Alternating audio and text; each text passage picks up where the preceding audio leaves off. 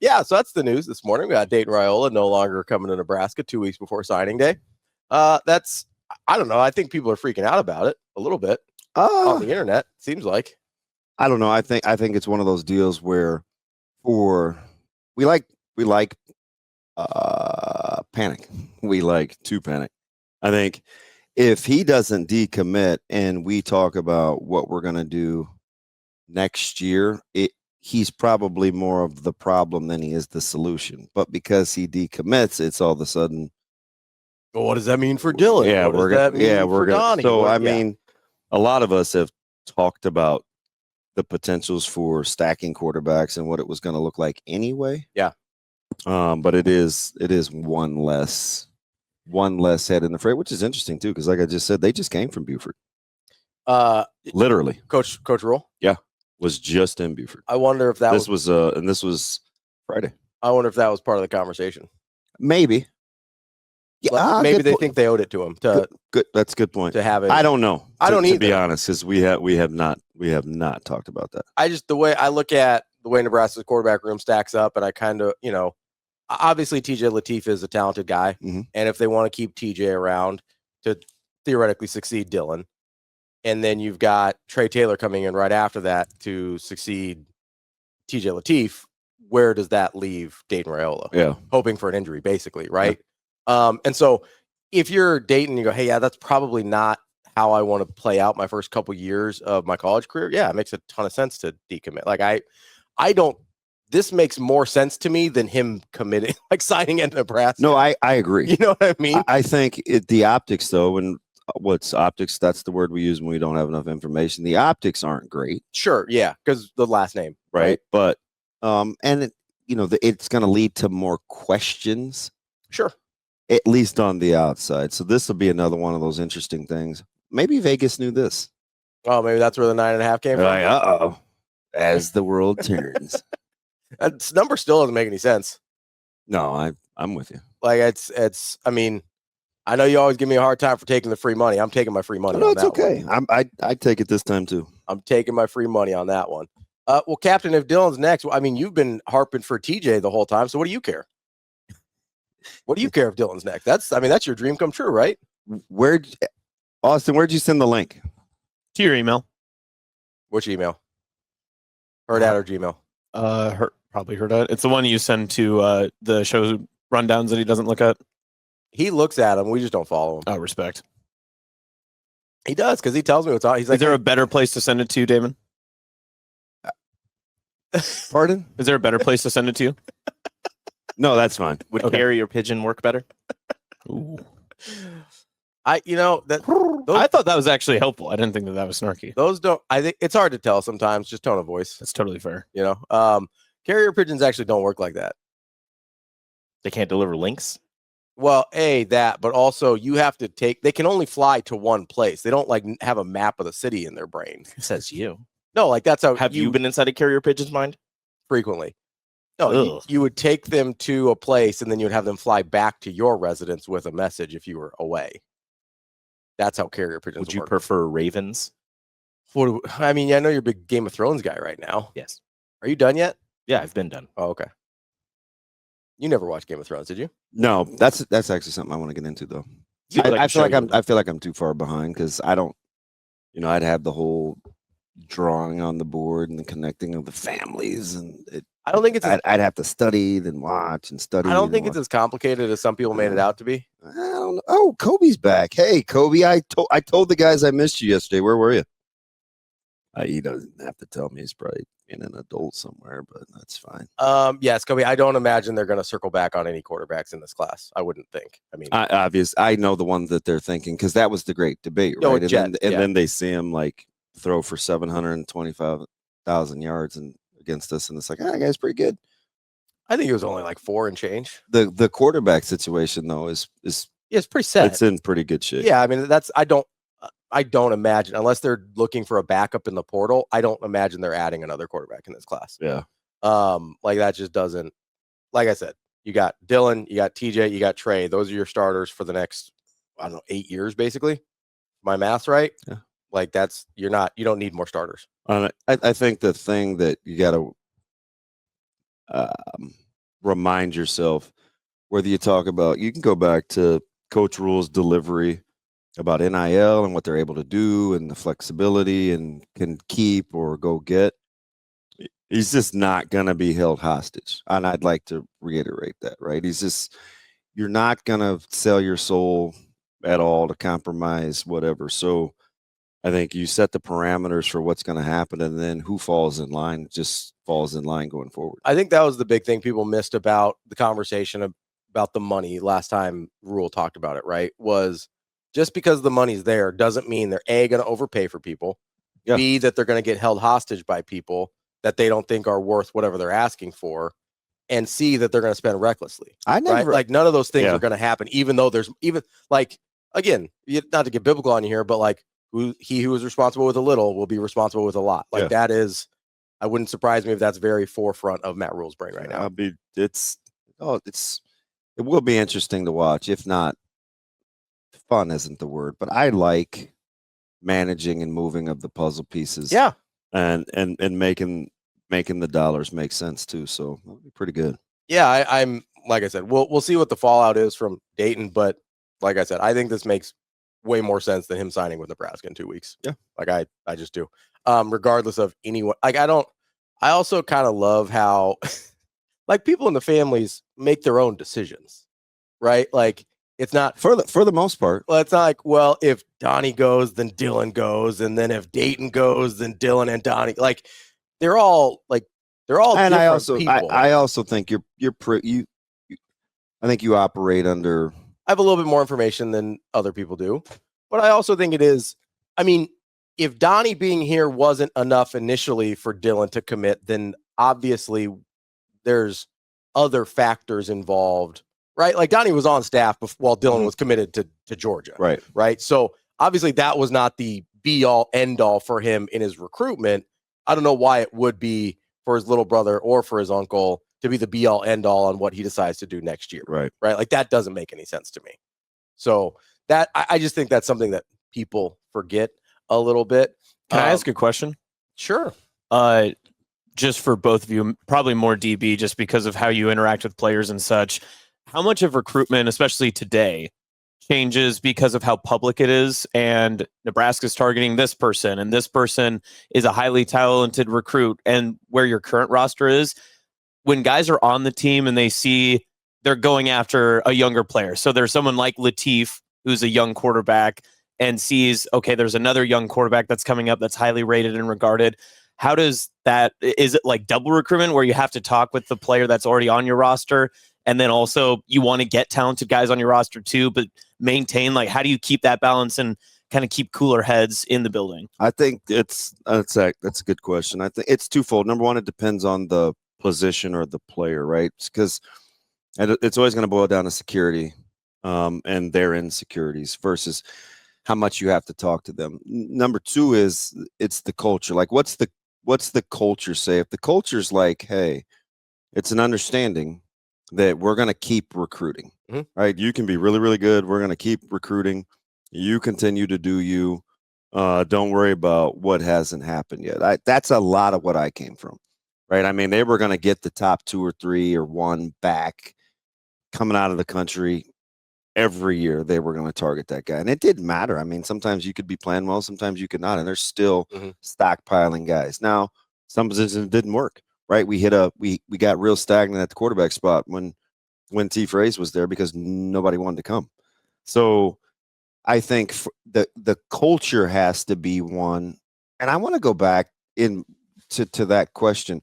I wonder now, when you phrase it like that, is that why we talk about, go back and find the audio, you guys, of Coach Rhule's press conference talking about quarterback play, Glenn Thomas developing. If you want to be a good quarterback here, come here. Like, was that not it? Maybe it wasn't about TJ.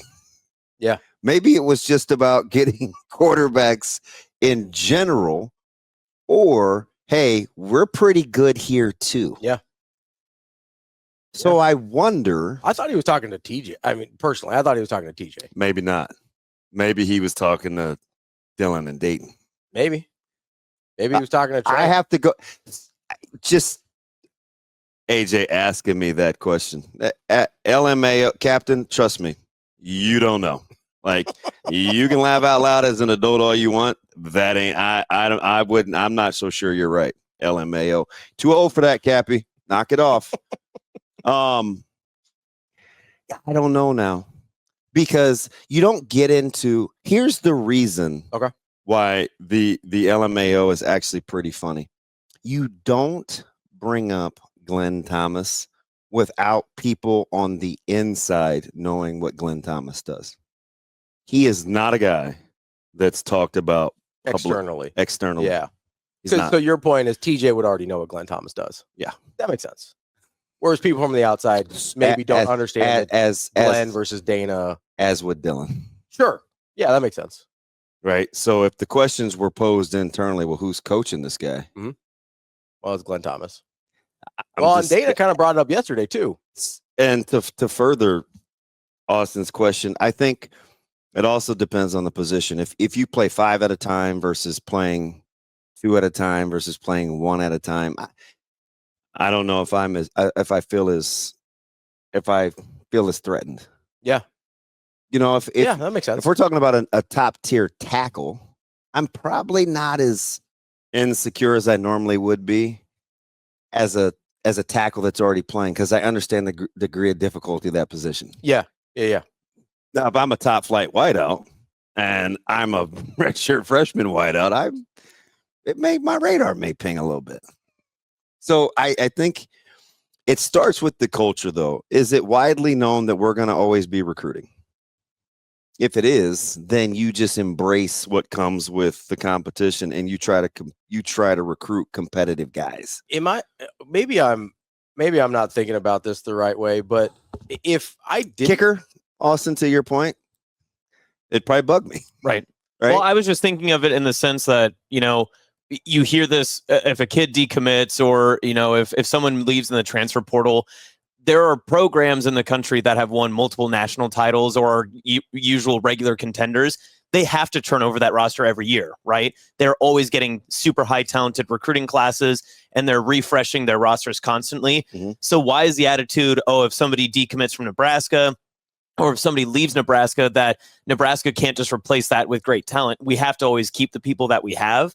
And I think maybe, again, and I know you've talked about it, it's somewhat the Nebraska mentality comparative to like how we act in the state comparative to how other fan bases will react with their colleges and such. But I don't know. I just found that interesting because it just feels more personal. And when you take it to the side of the kid that's in the locker room already and seeing, how does that make me feel, knowing that they're either it comes across as you're looking for my replacement, but that's just how college football works, right? So it's kind of hard to be that cyclical when you're trying to be that personal as well, as Rhule builds those relationships. Yeah, I mean, that's fair too, and not to. As I'm looking at this couch, not to go all black couchy, but given the time, this is real time. My thoughts, so I have to go back and maybe clean it up, some of the details. But given what I know about the relationships and the situations and them just being down at Buford, I pit it against the conversations that Coach Rhule had about NIL and getting guys and retaining guys. And then I double down on who's coaching the actual quarterbacks and the timing. Mm-hmm. I think it's all connected. Yeah, I mean, it's clearly all connected because the timing is strange. I think the timing is strange when you think about it in terms of signing day. Kobe was kind of talking about this. It's not so much here. Just let me finish this go thought. ahead. So it's not so much the signing day thing. Mm-hmm. You just were there. You were just there Friday. Yeah. Today is Wednesday. Mm-hmm. You dropped this on Tuesday, roughly ish. Mm-hmm. So in a 4-day window of a guy that you've recruited for 2 years, we think something all of the sudden happened. So go ahead. And then you pit it against, hey, if you want to be a good quarterback, why make the sales pitch? I want the audio. If you guys, not Rico, but Austin, if you could find the I want to go back and listen again about, hey, even if you're a quarterback that wants to come here, Mm-hmm. you can get developed. Right. Do you know what day he said that? Maybe the Monday during the bye week. Okay. Maybe yeah, I think that's right. maybe the Monday during the bye week. Because that's about the only time we would have heard from. I mean, that's the only time we heard from during the bye week, right? And I think it was that recently. Yeah. So if we're talking about what's changed, right? I want to hear that clip in its entirety. But go ahead. I'm sorry. No, if we're talking about like variables that have changed, right? You're Mhm. recruiting a kid for X amount of time. The only, in my mind, variable that has changed is that Dayton has seen how much TJ has already developed. I think we're missing the point. Okay. This is just, I swear to goodness, this is real time. I think Dayton is looking at Dylan. I don't think Dayton is remotely thinking about TJ. What do you think he's looking at for Dylan? I think he's looking at like what comes with being at the school, what the last couple of years have looked like. Mhm. There's the interactions of having an uncle and my dad there. Sure. Those family dynamics. There's a lot because it's not always rainbows and butterflies. Sure. Yeah. And he's impressionable, so he may just decide, Maybe that's not for me. it's not for me. So the reason I brought up, so I agree with you. I do think there is one major difference. And one thing I think you do know, Yeah. you have to separate Donnie from Dom, 100%. Yeah, I agree. right? Yeah. You have to separate uncle and dad. That's why I brought they're up they're clearly different. That's why I brought up the decision-making dynamics with the last name. Yeah. Like Donnie's decision doesn't have anything to do with Dom's decision. Nothing to do, but they're not as linearly connected as we kind of want it to seem. I'm with you. Right. So I agree with you on that point. Maybe he sees, hey, the dynamics here maybe are a little bit harder than they would be somewhere else. We talk about those with in-state kids a lot, right? Mhm. Some kids aren't really built for wanting to have to deal with the in-state of being a highly touted recruit and staying in Nebraska, right? That's not for everybody. Maybe Dayton is sitting here and going, hey, maybe I don't want to deal with some of the things that comes with being a Raiola in Nebraska, right? Like maybe that's not what he wants. The other thing that I do think is interesting, and I'd be curious to see how he feels about this, because, and you'd have to give him some truth serum because I don't know that it's something he would just volunteer. But obviously the recruiting profile of Dylan and Dayton are very different. Dylan came in as top 1 or 2 quarterbacks in the country. Dayton, more of a developmental prospect, right?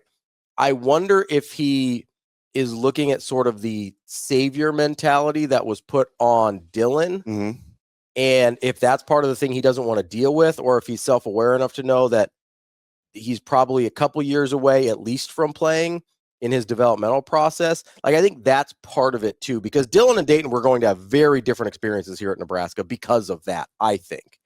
But maybe he's not able to separate what he sees Dylan kind of dealing with versus what his reality would likely be. Because I don't know that any Nebraska fan is looking at Dayton and I mean, personally, I can only speak for myself. I don't know anybody that I've talked to that expected Dayton to play basically ever at Nebraska.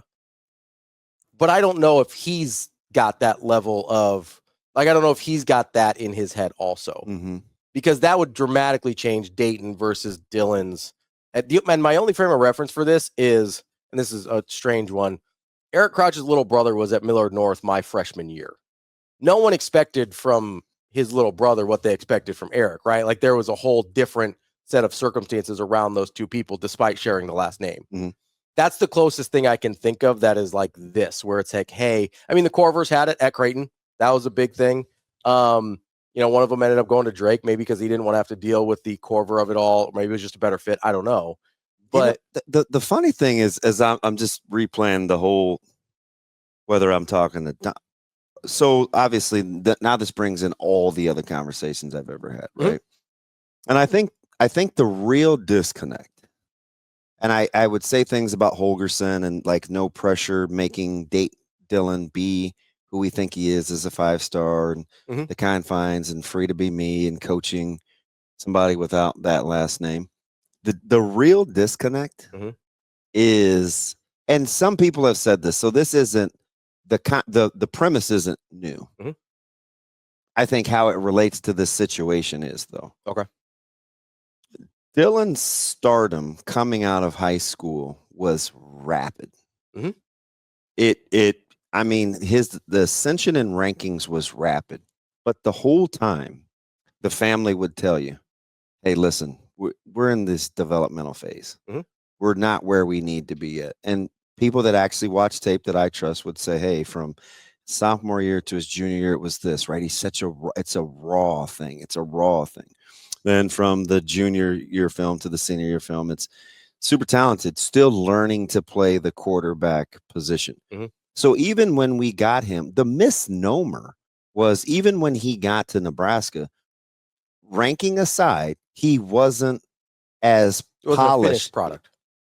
Not even he's Yeah. still on the upward Yeah. deal. So he's still learning how to play quarterback. Mhm. So what was happening was what was happening was as Holgerson sees him and he sees these skill sets, he's like, oh, we want him he can be this. Mhm. We want to substantiate this. Yeah. We want to make sure of this. We know he can do this, this, this, this, and this.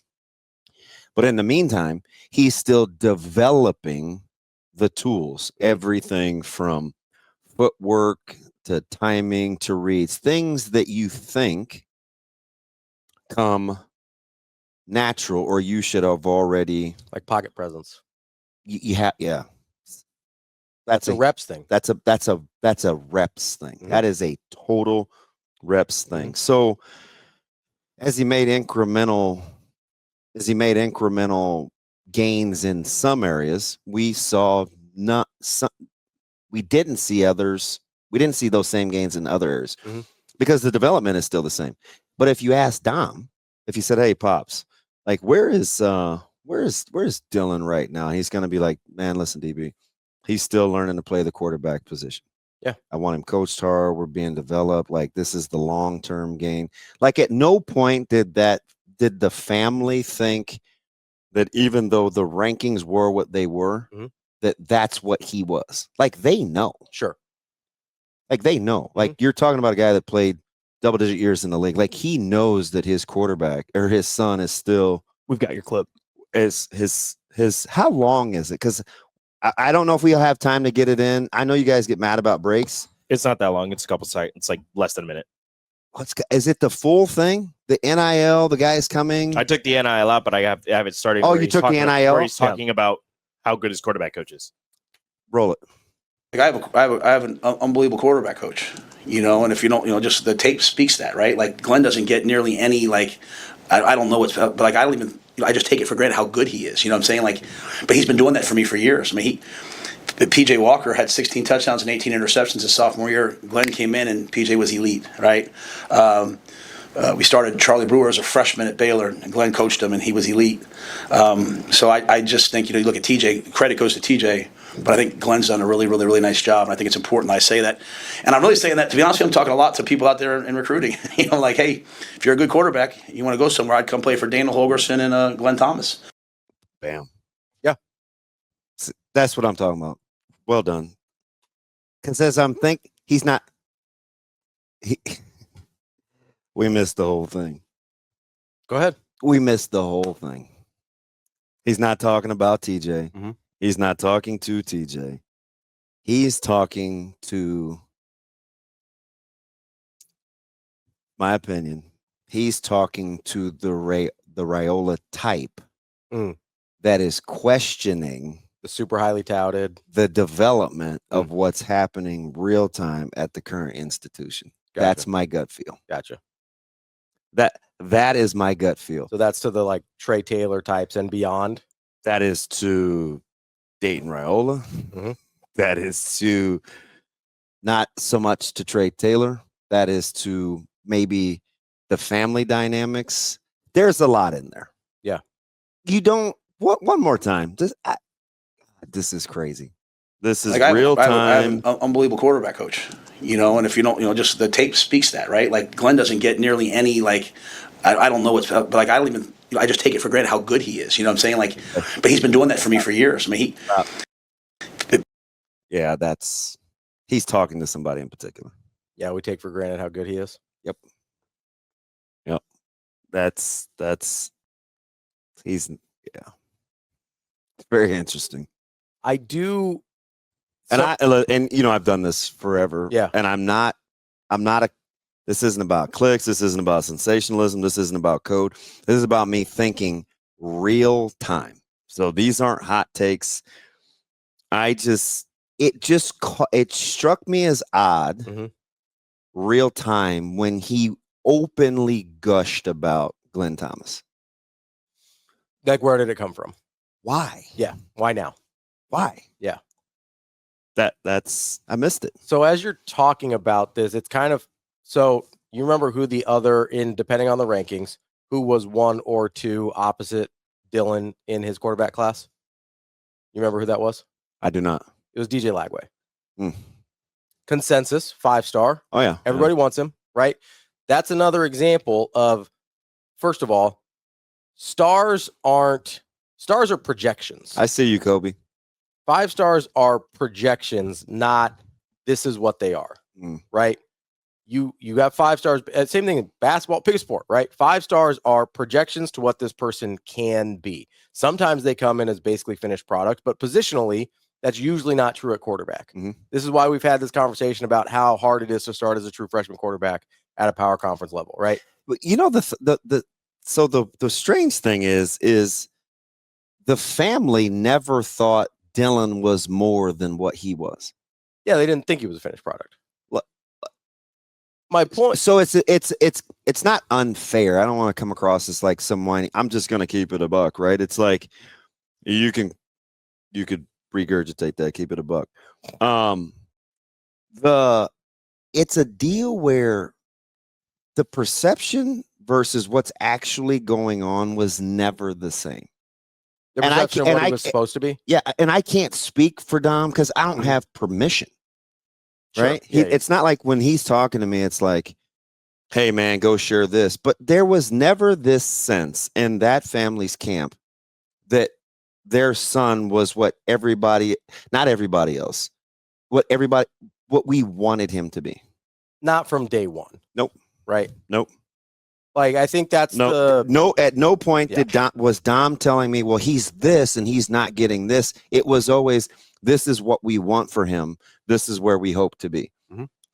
The media and like when we're critiquing him, we made it seem, we talked as though that Dylan already thought this. That's never how he thought. I told you 2 months ago, he wanted to be coached hard. He wanted, the fitness, the chef, like it was all part of, we need to get him better. So now you get in a situation where you have to weigh what he's been through, where he's going, rehab, is the juice worth the squeeze? I mean, because we look at the stats, what's the development? It's just Raiola stats from this year to last year. Yeah. So right now he's right at 2,000 yards, 18-6, over 70% completion. I mean, he's clearly better. Absolutely. Last year he was at clearly a better quarterback. 11-9, I think. 12. I don't know. Like, is it at the speed or the rate that we wanted it to be, given what he came in with, the accolades? Sure. But the family never thought that. Also, look at the way other high-level QBs develop. This is why it's hard. This is why I talked so much about what the expectation level about true freshman quarterbacks should be. Like, so when I think you have the finger ready, AJ? Which one? Thomas, not the middle. I was going to say, I don't think that's appropriate at work, but yeah. Can I real quick? I see why she said yes, because every other answer to me is some innuendo. That must be how you ride. The Thomas clip. The same one we just had? Yep. Okay, we can play that again. Like I have an unbelievable quarterback coach, and if you don't, just the tape speaks that, right? Like Glenn doesn't get nearly any, like, I don't know what's, but like I don't even, I just take it for granted how good he is. You know what I'm saying? Like, but he's been doing that for me for years. I mean, PJ Walker had 16 touchdowns and 18 interceptions his sophomore year. Glenn came in and PJ was elite, right? We started Charlie Brewer as a freshman at Baylor, and Glenn coached him, and he was elite. So I just think, you look at TJ, credit goes to TJ, but I think Glenn's done a really, really, really nice job, and I think it's important that I say that. And I'm really saying that, to be honest with you, I'm talking a lot to people out there in recruiting. Like, hey, if you're a good quarterback, you want to go somewhere, I'd come play for Daniel Holgerson and Glenn Thomas. That son of a gun. Real quick before we take a break and have to get to BC here. Oh, boy. Do you remember the timing of Glenn Thomas coming to Nebraska? Yes, I think so. So there was it wasn't official until after Dylan signed, but it was widely reported well before signing day that Glenn Thomas was going to be the new quarterbacks coach at the University of Nebraska. And the pedigree of what he had done with unpolished guys coming in, and maybe not a coincidence that helped sway the decision. Yeah. Just something to keep in mind. Timing is interesting. Yeah. Wow. Let's take a quick break here. I do know one thing. What's that? All right, he's, for all the flaws and the in game and the timeout counting and the wins against top 25 deals, don't ever doubt the fact that dude is not ahead of the game. Don't ever doubt that he can't be the best. Dude, his pivot game and his foreshadowing is, I don't know how it's going to work in wins and losses. This dude will not be caught holding the smoking gun. I don't know, man. This is going to be a long day for me.